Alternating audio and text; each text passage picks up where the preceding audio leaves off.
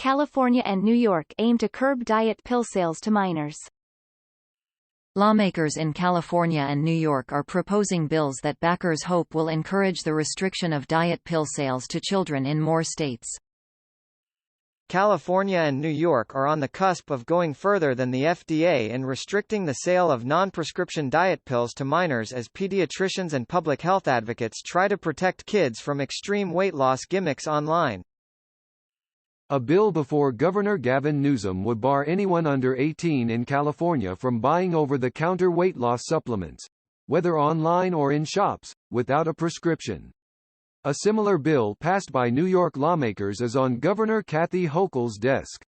Neither Democrat has indicated how he or she will act. If both bills are signed into law, proponents hope the momentum will build to restrict diet pill sales to children in more states. Massachusetts, New Jersey, and Missouri have introduced similar bills, and backers plan to continue their push next year. Nearly 30 million people in the United States will have an eating disorder in their lifetime. 95% of them are between ages 12 and 25, according to Johns Hopkins All Children's Hospital. The hospital adds that eating disorders pose the highest risk of mortality of any mental health disorder. And it has become easier than ever for minors to get pills that are sold online or on drugstore shelves. All dietary supplements, which include those for weight loss, accounted for nearly 35% of the $63 billion over-the-counter health products industry in 2021, according to Vision Research Reports, a market research firm. Dietary supplements, which encompass a broad range of vitamins, herbs, and minerals, are classified by the FDA as food and don't undergo scientific and safety testing as prescription drugs and over-the-counter medicines do. Public health advocates want to keep weight loss products, with ads that may promise to drop 5 pounds a week, and pill names like Slim Sense, away from young people, particularly girls, since some research has linked some products to eating disorders. A study in the American Journal of Public Health, which followed more than 10,000 women ages 14 to 36 over 15 years, found that those who used diet pills had more than 5 times higher adjusted odds of receiving an eating disorder diagnosis from a healthcare provider within 1 to 3 years than those who did not. Many pills have been found tainted with banned and dangerous ingredients that may cause cancer, heart attacks, strokes, and other ailments. For example, the FDA advised the public to avoid Slim Sense by Dr. Reed because it contains lorcaserin, which has been found to cause psychiatric disturbances and impairments in attention or memory. The FDA ordered it discontinued and the company couldn't be reached for comment. Unscrupulous manufacturers are willing to take risks with consumers' health, and they are lacing their products with illegal pharmaceuticals, banned pharmaceuticals, steroids, excessive stimulants, even experimental stimulants, said Bryn Austin, founding director of the Strategic Training Initiative for the Prevention of Eating Disorders, or STRIPED, which supports the restrictions. Consumers have no idea that this is what's in these types of products. STRIPED is a public health initiative based at the Harvard T.H. Chan School of Public Health and Boston Children's Hospital. An industry trade group, the Natural Products Association, disputes that diet pills cause eating disorders, citing the lack of consumer complaints to the FDA of adverse events from their members' products. According to FDA data, there is no association between the two, said Kyle Turk, the association's director of government affairs. The association contends that its members adhere to safe manufacturing processes, random product testing, and appropriate marketing guidelines. Representatives also worry that if minors can't buy supplements over the counter, they may buy them from crooks on the black market and undermine the integrity of the industry. Under the bills, minors purchasing weight loss products must show identification along with a prescription.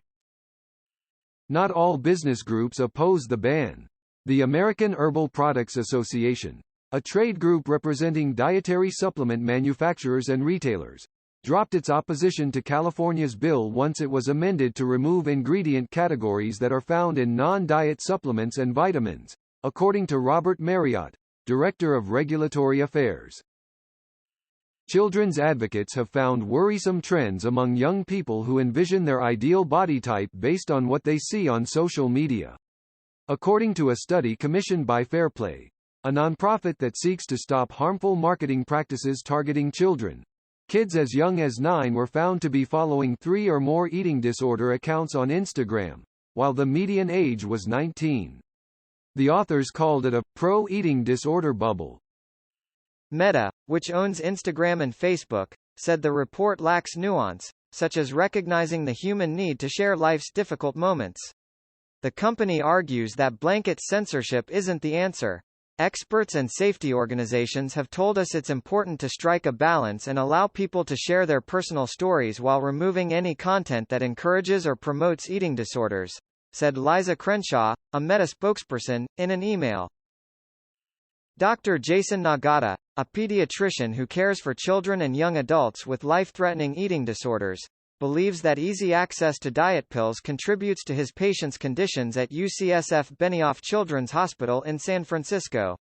That was the case for one of his patients, an emaciated 11-year-old girl. She had basically entered a starvation state because she was not getting enough nutrition, said Nagata, who provided supporting testimony for the California bill.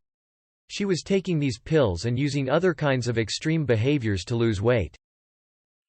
Nagata said the number of patients he sees with eating disorders has tripled since the pandemic began. They are desperate to get diet pills, some with modest results.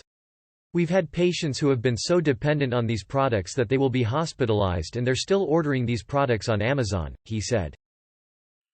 Public health advocates turn to state legislatures in response to the federal government's limited authority to regulate diet pills. Under a 1994 federal law known as the Dietary Supplement Health and Education Act, the FDA cannot step in until after there is a clear issue of harm to consumers, said Austin. No match for the supplement industry's heavy lobbying on Capitol Hill, public health advocates shifted to a state-by-state approach. There is, however, a push for the FDA to improve oversight of what goes into diet pills. U.S. Senator Dick Durbin of Illinois in April introduced a bill that would require dietary supplement manufacturers to register their products, along with the ingredients, with the regulator. Proponents say the change is needed because manufacturers have been known to include dangerous ingredients. C. Michael White of the University of Connecticut School of Pharmacy found 35% of tainted health products came from weight loss supplements in a review of a health fraud database. A few ingredients have been banned, including sibutramine, a stimulant. It was a very commonly used weight loss supplement that ended up being removed from the U.S. market because of its elevated risk of causing things like heart attacks, strokes, and arrhythmias, White said.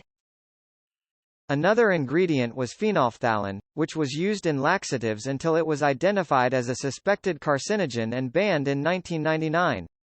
To think, he said, that product would still be on the U.S. market is just unconscionable.